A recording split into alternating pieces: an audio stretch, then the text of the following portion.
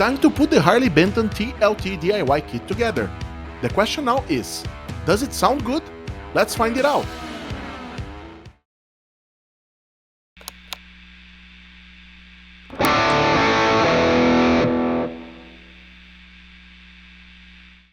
Welcome back, my friend Budget Tone Chaser, to the fourth and maybe the last episode of our Harley Benton TL-T DIY Kit build series. This episode took a little longer as the painting process was pretty intense. It's time to finish the painting and assemble our guitar. But before we dive into it, a quick recap of what we have till now. We have been working on the last 3 episodes to prepare the guitar for being assembled, and we closed the previous episode with the base coat ready to become our shell pink main color. So let's move ahead as we still have lots to do. It's time to start the application of our shell pink coats. For that, we will use the same method we have used to apply the base coat on the beginning of our painting process. We will apply several layers, letting the paint cure for 4 hours between coats. I have applied a total of 8 coats of shell pink, as the shell pink is a pretty light color and the wood grains tends to take longer to disappear. It's important to understand that the objective of this build is not to achieve a mirror shined finishing, but to have a decent low glow finish. This is the objective with our nitrocellulose finishing application. After the application of all these coats, it's time to wet sand the guitar body, so we can eliminate again the orange peel aspect. At this stage, it gets really difficult to understand what is part of the wood grain texture and what is the orange peel generated by the pink shell spray. So be aware that what you should not do is over sand it, as you have the risk of burning the full paint until the clear coat. Pay special attention to the corners and curves of the guitar, as those are the areas in which the paint burns faster while sanding it. I started the sanding process by the 4000 grit and sanded down until the 12,000 grit, eliminating the marks from the previous sanding, step by step. In this stage, we can start seeing some defects that unfortunately were not able to be fully eliminated. Anyway, it's part of the learning exercise and it makes the guitar even more charming. Another point that becomes evident at this stage is the low quality of the wood cut made by the CNC machine. Now, it's time to start the application of the final transparent coat, on which we'll seal the guitar body finishing. We'll apply 12 coats of transparent finishing lacquer, letting the paint cure for 3 hours between coats. Now, we'll wet sand the final transparent coat, following the same method we have used for the shell pink colored coat. After the sanding of the full body, making it the most even I could, finally we can reassemble the fake guitar neck. I packed the guitar body for 1 week, so it could cure the finishing before assembling. 1 week later, I was surprised with an interesting reaction. Our shell pink finishing finished checked, due to the weather and temperature changes, giving this beautiful soft relic aspect. I know it's not the taste for everybody, but I need to admit that it doesn't bother me at all, as I love relic guitars. One of the reasons why I chose the nitrocellulose finish is exactly because I expect the guitar to age together with me, creating a natural relic, just like an original Fender custom shop. Now it's time to assemble the guitar. Before, we need to do some small corrections. The first one is the increase of the pot's chamber, as the new guitar pickguard has a small misalignment on the volume and tone pots. For that, I will mark the space necessary with a pencil, and I will remove the material using the Dremel and the grinding stone. Now, our prepared pickguard fits perfectly on the guitar body. Now it's time to assemble the string-through body ferrules on the back of the guitar body. Unfortunately, I will need to do some fine adjustments on the hole dimension, again using the Dremel. To assemble the ferrules, I will use the luthier plastic hammer and a screwdriver bit to insert it on the wood. I need to admit that I do not like the final result of the ferrules install. So after receiving some feedback from you here at the channel, I have already prepared a plan B, so I can correct the misalignment issues by installing a single ferrule piece. This will be the topic for our next video showing possible upgrades to this guitar. Now, we'll move back to the front of the guitar body, assembling our bridge and doing the final electrical connections. First of all, we need to insert a grounding wire on which the metal bridge will touch to guarantee the grounding circuit closing. After that, we can finally assemble the bridge, guaranteeing to place the bridge pickup wires on the correct place before closing it. Now we need to place the ground and the pickup wires on the circuit we have pre-wired on our pickguard. Finally, I have also decided to add a rigid connection between the volume and tone pots to do not rely only on the copper sheet to make this contact. We need to wire our input jack on the natural and hot wires coming from the pickguard pre-wired circuit. Finally, we can push the input jack plate inside the cavity.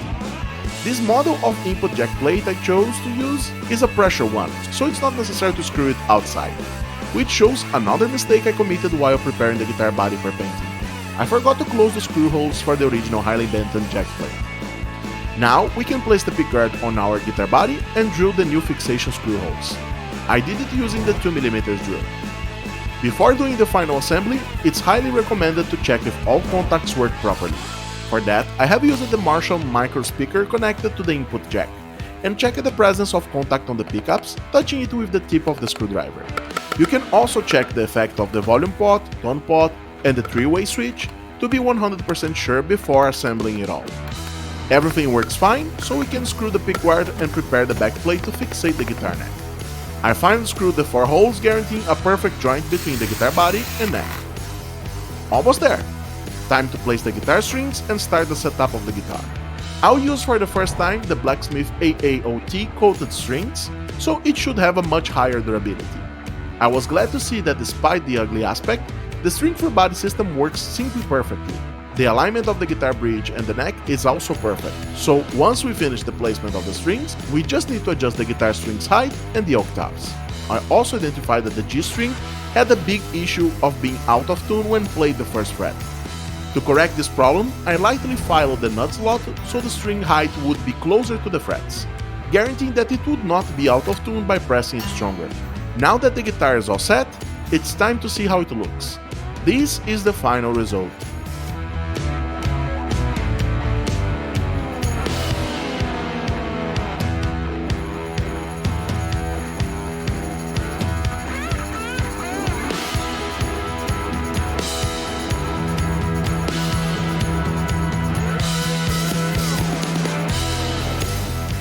We are not 100% done yet. I am still waiting for the headstock decal to arrive so we can have our custom logo placed, and I expect to improve a little the condition of the string through body ferrule by using the single piece. Finally, I am evaluating the upgrade of the pickups for a high-ending ones and the exchange of the nut for a bone one. Those upgrades will move our guitar to a completely different level. Now I'll close this video with some of the guitar tones so you can have a quick preview, but stay tuned for the full guitar sound review.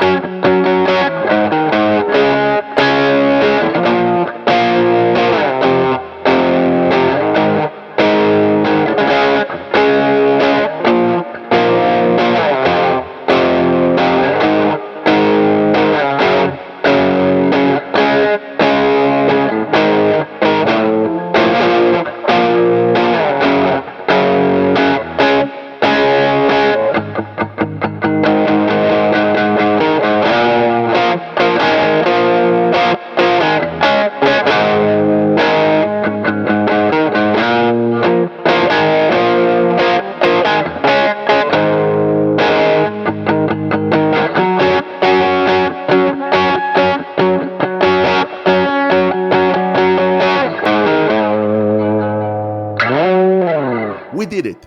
I'm thankful for having you all following me in this adventure. Let me know your comments and opinion on the comments area below. Did you like the final result?